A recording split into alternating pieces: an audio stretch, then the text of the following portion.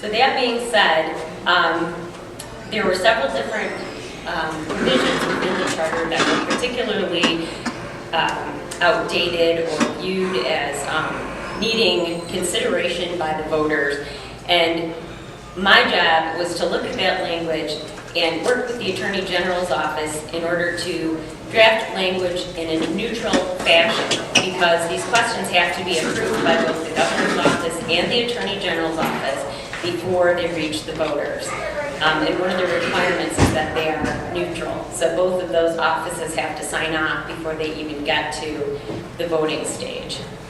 So that has occurred, and they've been submitted to the ballot, and that's where you will see them in November. So that being said, that's the procedure in a nutshell. And, okay, proposal number 1 is before you on the board. And I know that these are sort of, this is one of the longest ones, and they can be complicated. Unfortunately, the Attorney General requires you to consolidate themes. So if it looks as though, rather than having like 19 different questions, he makes you consolidate them. And so there's a couple of different concepts all merged into one in this first proposal. And another thing that I want to point out, and I can explain it in more detail in a minute, please note on the top that it says, Proposal 1, note, conditioned upon adoption of Proposals 2 and 6. That language will appear on the ballot as well. And what that tells you as the voter, that this ballot proposal relates to more ballot proposals that you see below. They all relate.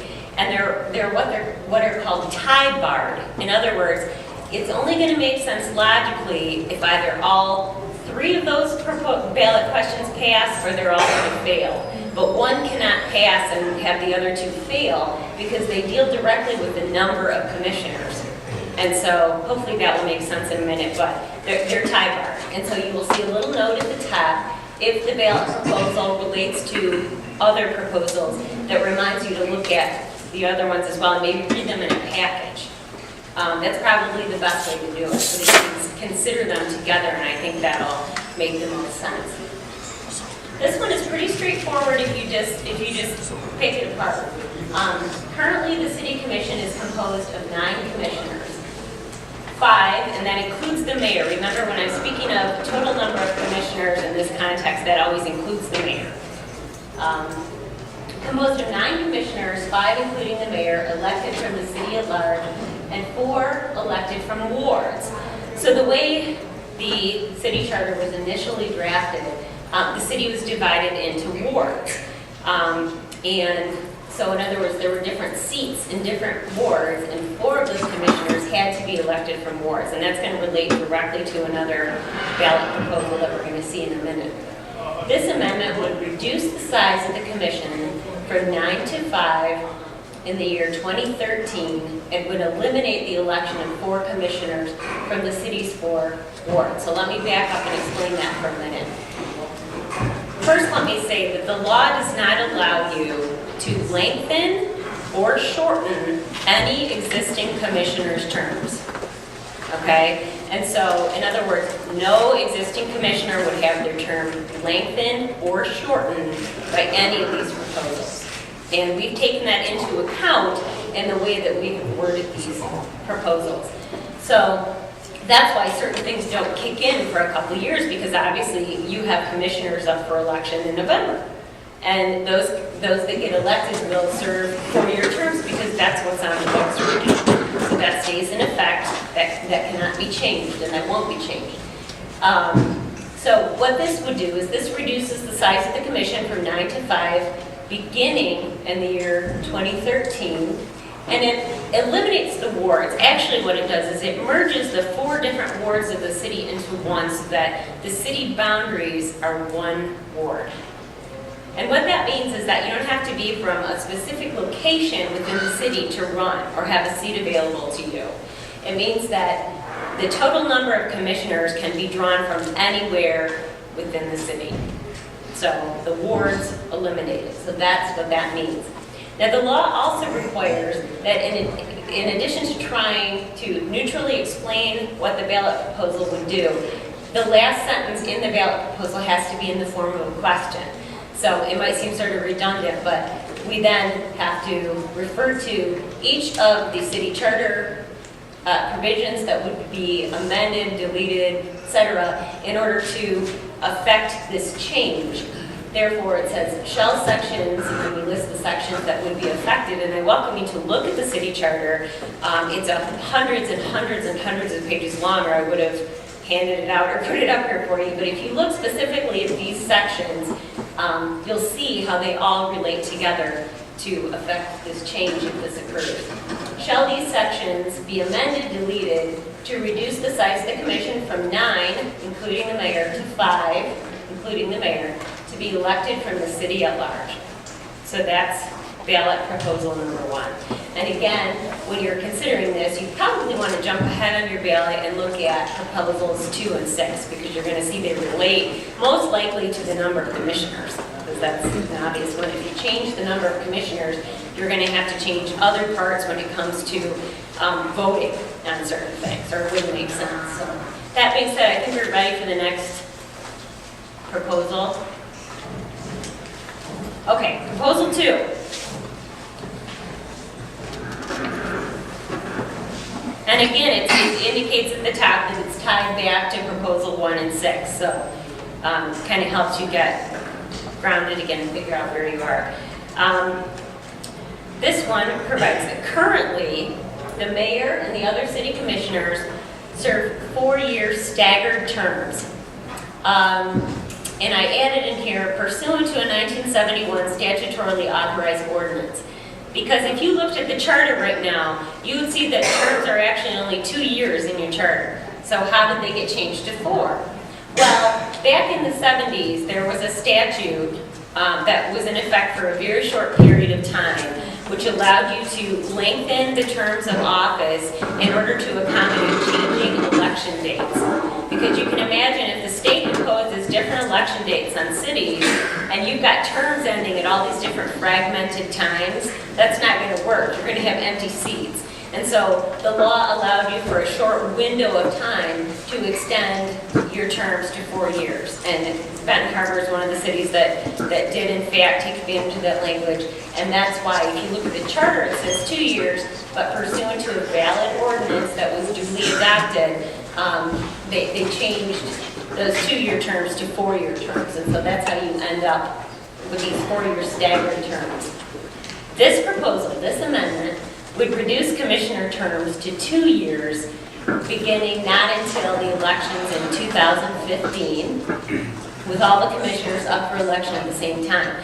And again, that goes back to my point that by law, you cannot shorten or lengthen any existing terms of commissioners. So this would not go into effect until January 2015.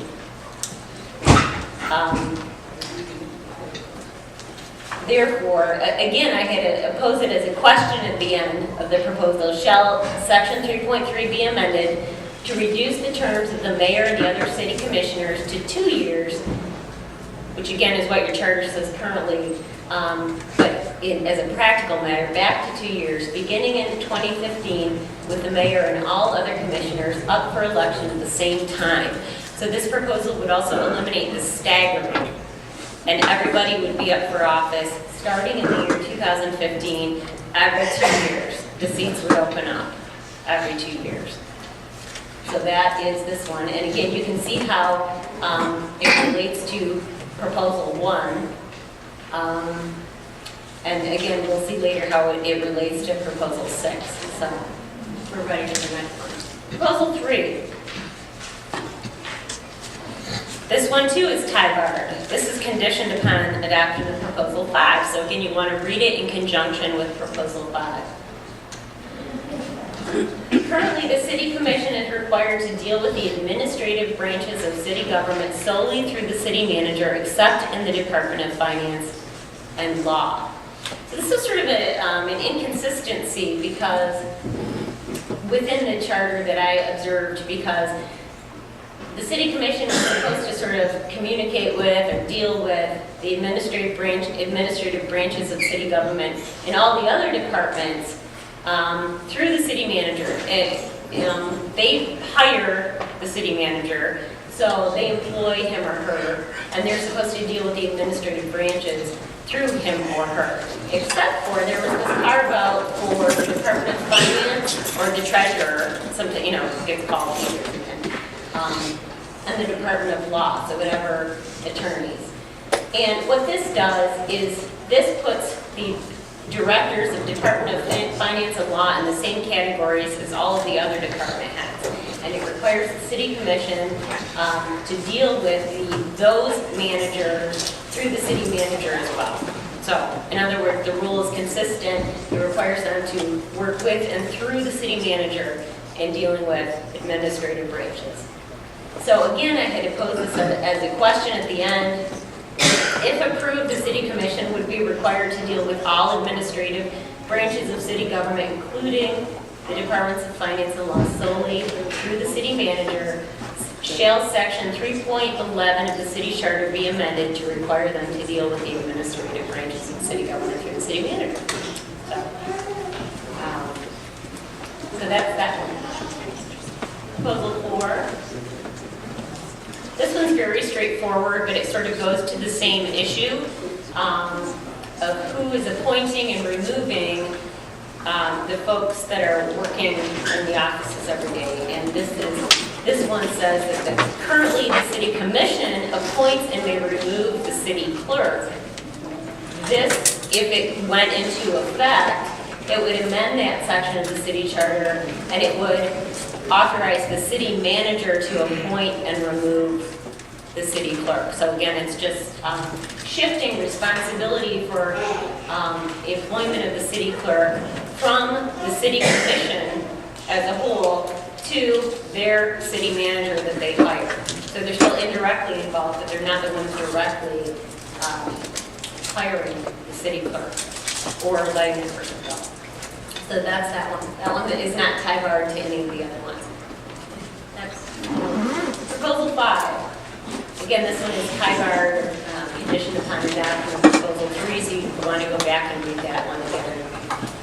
Currently, the City Commission appoints and may remove the city attorney, the city treasurer. This goes back to the reporting requirement we talked about a minute ago, and who does the City Commission communicate with directly and so forth. And this is the question here. Shall section 3.17 of the city charter be amended to provide that the city manager shall appoint and may remove the city attorney and the director of finance, or the treasurer. So again, it shifts the responsibility for hiring and firing the treasurer and the city attorney. It shifts that away from the commission and sort of puts that in the ballpark of the city manager. So that's that one. And this relates to Proposal 3, which again has to do with dealing with them directly. So it makes sense that they have to either both pass or both fail. All right, Proposal 6. Again, this one is tied to Proposals 1 and 2. Currently, the charter requires the vote of 6 city commissioners to create, combine, and establish city departments to vacate streets, alley, or public ground, and to purchase, lease, sell, or dispose of real estate interests in public grounds or private property taken for public use. So just very specific things that the city commission has to have a certain number of votes for in order to do. Now note that this does not, these powers stay within the city commission's realm, but if in fact the number of city commissioners gets reduced, then this number has to be reduced as well, or it doesn't make sense. And so the question is, shall sections 3.8 and 3.18 be amended to provide that the commission may, not until January 1st, 2014, because if the commission did get reduced, it would not occur until then, by a vote of 4 commissioners. And then again, in order to do all these very specific things that they're authorized to do, just a smaller number of votes commensurate with, the smaller commission. So that one again is titled just sort of a logical numbers one.